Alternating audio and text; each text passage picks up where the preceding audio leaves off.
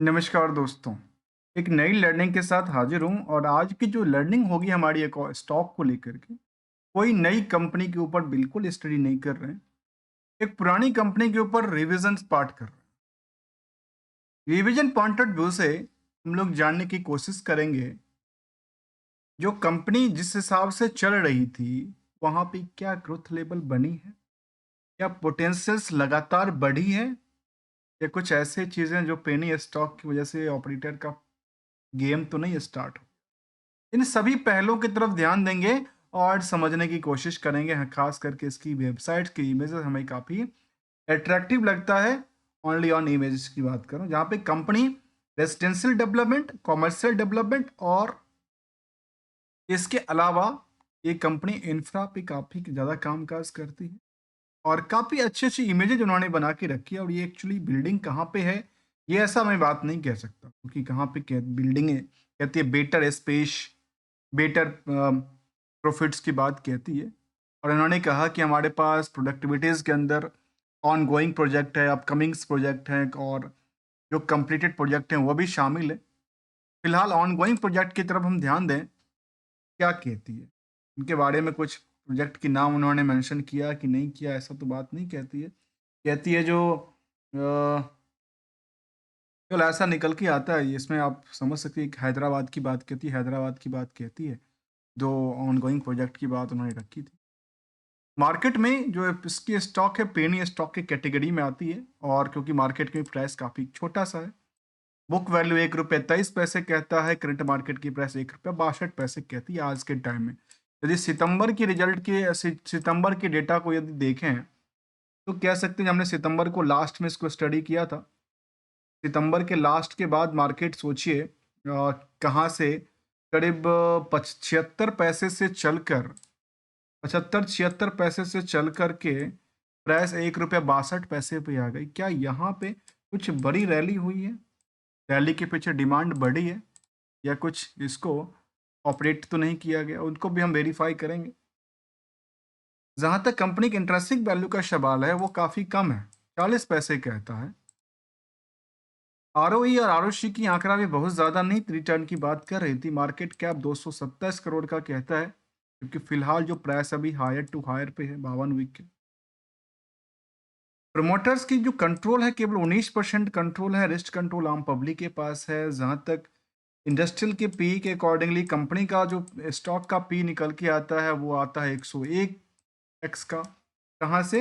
Earning per share पे। जो quality है वो 2 पैसे पर शेयर कहता था। 2% की अर्निंग करती है। 2% की अर्निंग के बेसिस पे मार्केट में 101x का भीड़ जमा वरा लगा है।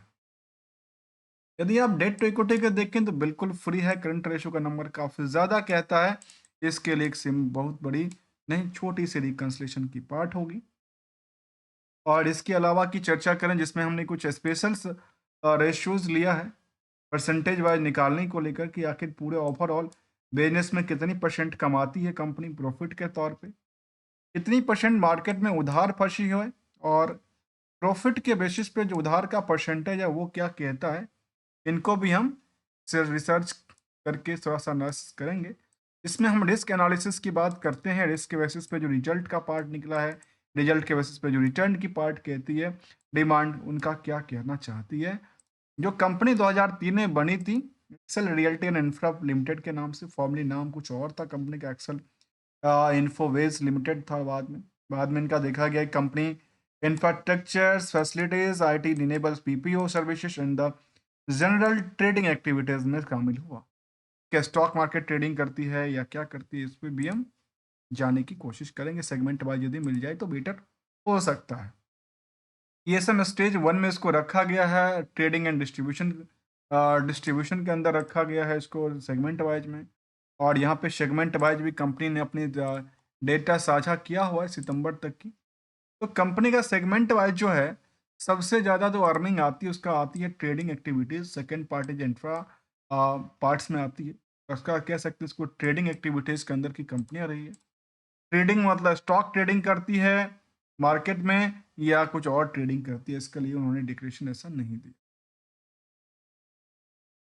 चलिए इनकी रिजल्ट की पॉइंट ऑफ व्यू को समझते हैं। रिजल्ट को लेकर के जब सितंबर का रिजल्ट आया, बड़ा अट्रैक्टिव रिजल्ट था, काफ़ी बेटर रिजल्ट था पिछले पूरे के पूरे हिस्टोरिकल डेटा को।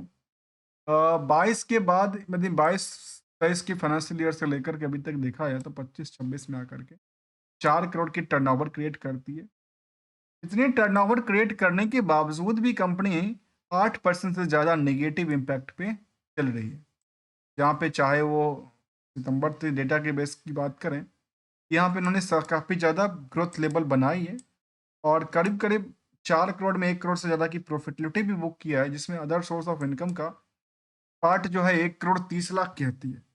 मुझे बिल्कुल एक बात समझ नहीं आई, तो कंपनी यदि टोटल प्रॉफिट बना रही है 1.10 करोड़ का, तो total sales plus other income को देखें तो शायद परसेंटेज काफ़ी कम हो जाता है, और अर्थात उसको खुद का काम करने की ज़रूरत थी नहीं, शायद ट्रेडिंग से ही शायद पैसा आ जाता है या फिर इन्वेस्टमेंट से पैसा आ जाती है या अदर सोर्सेस से पैसा आ रही है।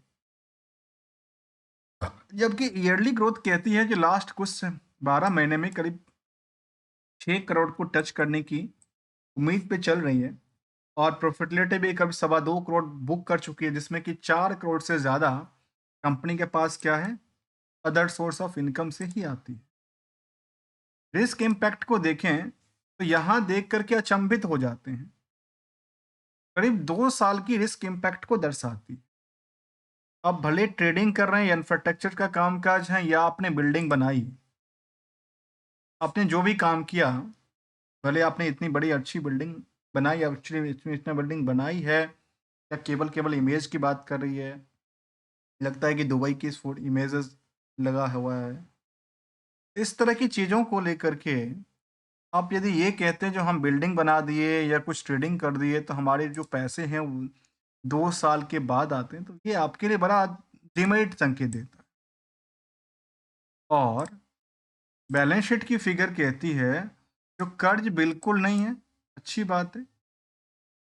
कर्ज नहीं है तो आपने क्या किया, एसेट्स लगातार नियर अबाउट सेम रहा। मार्केट में एक्स्ट्रा हुआ क्या, एक्स्ट्रा इन्होंने दिखाई कि अदर एसेट्स के अंदर काफ़ी सारे पैसे पड़े हुए। कंपनी का इन्वेस्टमेंट का कोई दायरा नहीं है, कंपनी इन्वेस्टमेंट नहीं करके रखी। कभी किसी जमाने में इन्वेस्टमेंट था, आज मुझे इसमें एक बात बिल्कुल समझ नहीं आ पा रही है। जो कंपनी यदि 3 करोड़ 4 करोड़ की other source of income book कर रही है, वो कहाँ से आ रही है? कहाँ से आ रही है मतलब क्या वो जनरेट कहाँ से कर रही है? कि इनके पास इन्वेस्टमेंट तो है नहीं, इन्वेंटरीज नहीं है, लॉन्स एंड एडवांसेस का 84 करोड़ यदि इन्होंने है दे रखा, तो क्या 84 करोड़ में 4 करोड़ का वो निकल जाता है? हो सकता है, मैं इसको जरा समझ जाऊं। 84 करोड़ में यदि उन्होंने किसी को लोन दिया, उनसे इंटरेस्ट की बर्डन, इंटरेस्ट और अदर सोर्स में इंटरेस्ट का काम आ सकता है, 3-4 करोड़ पैसा भी दे साल दर साल। यदि इन्हीं सभी नंबरों को हमने रेशियो में कन्वर्ट किया, परसेंटेज वाइज कन्वर्ट किया, तो प्रॉफिटेबिलिटी के नज़रिए से 21% की ग्रो कहती है, जो कि बेटर के।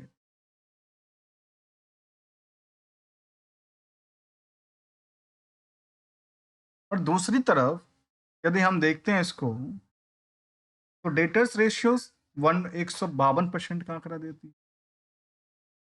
डेटर्स वर्सेस प्रॉफिटेबिलिटी रेशियो में देखें तो 394% की बात कहती है। इनमें ये चीज देखने को मिली है। इनमें रिस्क इम्पैक्ट क्या था, रिस्क इम्पैक्ट हाई की बात करती है, और इसके साथ साथ हमने सेगमेंट वाइज ट्रेडिंग एक्टिविटीज को देखा। इसके अलावा यदि हम उनकी और कुछ पहलू को देखें तो शायद ये कह सकते हैं कि ट्रेडिंग एंड डिस्ट्रीब्यूशन सर्विसेज के अंदर इनका लिस्टिंग मिला था, उसके बाद का जो कॉर्पोरेट रिएक्शंस था उसमें कंपनी 2022 में बोनस दिया था। उसके बाद कोई भी ऐसा एक्शंस नहीं है। स्टैंडअलोन डेटा बेसिस में यदि आप इसकी कंपैरिजन करें तो ऑपरेटिंग प्रॉफिट मार्जिन में गिरावट दर्ज करती है, नेट प्रॉफिट मार्जिन में गिरावट दर्ज करती है, from the only revenue part basis पे। नेट रेवेन्यू बेसिस पे देखें तो काफ़ी बेटर रिजल्ट रहा है, लेकिन उसमें बेटर टू बेटर की एक्सपेक्टेशन तो किया जाता है हमेशा। इसके अलावा कि देखेंगे तो कंपनी में निवेशकों के इंटरेस्ट को ज़रा जागृत करें और समझें, तो कंपनी में 19% ही रही है और रिसेंटली लग रहा है कि कुछ बड़े ऑपरेटर एंट्री किए हैं। वाओ! यही बात मैं एक आपको कह रहा था ना, इसी बात पे ध्यान देने वाली बात थी। यही बात मैं कह रहा था कि यहाँ पे शायद कुछ बड़ी ऑपरेटर ने एंट्री किया है जिसकी वजह से मार्केट में एक बड़ी रैली आ गई है। जो करीब 65-70 पैसे का स्टॉक था, वो ₹1 शायद 60-65 पे चली गई। तो क्या हुआ देखिए, यहाँ पे ऑपरेटर आते हैं, India share securities 90 lakh share बेचते हैं और 74 लाख शेयर खरीदते हैं। अर्थात इनके पास क्या था, शेयर भरे पड़े थे पहले से ही। इससे पहले भी इन्होंने 4 नवंबर की बात करें तो 4 नवंबर को उन्होंने कुछ शेयर लिया था। 4 नवंबर को उन्होंने 1,64,00,000 शेयर बेचा था और खरीदा कितना था, 1,47,00,000 शेयर। अर्थात ये लगातार चलता रहा है। नवंबर में लगातार चलती रही है, उससे पहले जून तक चल रही थी। उसके बाद दोबारा मार्केट में नया जो ऑपरेटर्स हैं वो नवंबर में एंट्री किए हैं और नवंबर में जब एंट्री किए तो करीब सोचने वाली बात है, ₹1 के आसपास एंट्री किए और 20% लेकर के वो निकल गए। लमसम की बात करूं तो ये डेटा हमने आपके सामने साझा किया, जहाँ पे आम पब्लिक के भी पास जो होल्डिंग रही उसमें 80% होल्डिंग है और 80% की होल्डिंग में जो है करीब 3.5 लाख से ज़्यादा निवेशक इंटरेस्टेड हैं। जहाँ तक पीयर्स का सवाल है तो एनसीसीसी, नेशनल स्टैंडर्ड्स और महिंद्रा लाइफ जैसी कंपनी भी शामिल है और अभी सभी कंपनियों में यदि नेशनल स्टैंडर्ड को छोड़ करके देखा जाए तो सबसे ज़्यादा भीड़ किसी कंपनी में है निवेशकों को लेकर के, तो एक्सेल रियल्टी एंड इंफ्रा के अंदर ही सबसे क्राउड भर के पड़ी है, जो कि भर भर के पड़ी है। उसको एनालिसिस पार्ट कहती है कुछ अच्छी बातें थी और काफ़ी सारे नेगेटिव इम्पैक्ट डालती है इसको लेकर के, जहाँ पे डेटर्स रेशियो को लेकर काफ़ी बहुत बड़ा हाई रिस्क की बात कहती है। अदर सोर्स ऑफ इनकम से सबसे ज़्यादा पैसा जनरेट करता है तो फिर इंफ्रा और इनका डेवलपमेंट का काम ही क्या रहा। प्रमोटर होल्डिंग कम है उसको लिए कोई बात नहीं, बाकी सारी चीज़ों को लेकर डिमेरिट की बात तो कहती है।